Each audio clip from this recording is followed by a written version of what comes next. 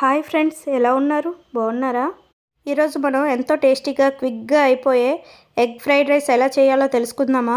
ముందుగా కావాల్సిన ఇంగ్రీడియంట్స్: పసుపు, ఉప్పు, కారం, గరం మసాలా, ధనియాల పొడి, పచ్చిమిర్చి, క్యారెట్, ఆనియన్స్, కరివేపాకు, కొత్తిమీర. స్టవ్ ఆన్ చేసి ప్యాన్ పెట్టి ఆయిల్ వేసుకోవాలి. 3 ఎగ్స్ కొట్టి వేసుకోవాలి.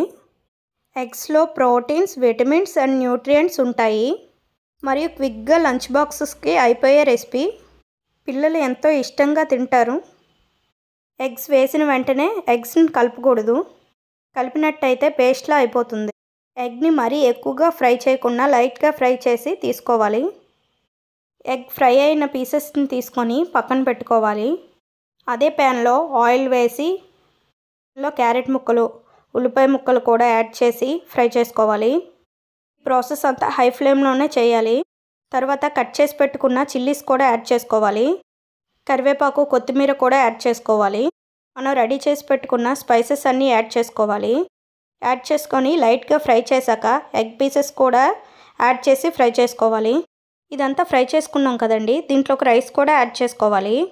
దీన్ని హై ఫ్లేమ్లోనే కలుపుతూ మసాలా రైస్కి పట్టేలా కలుపుకోవాలి. రైస్ అంతా వేడెక్కే వరకు కలుపుతూ ఉండాలి. ఎంతో టేస్టీగా ఉండే egg fried rice ready. Morning పిల్లలకి క్విక్గా లంచ్ బాక్స్లోకే అయిపోయే రెసిపీ. ఎంతో టేస్టీగా ఉండే egg fried rice ready. Serve with onions and carrot. Please subscribe to my channel. Thanks for watching.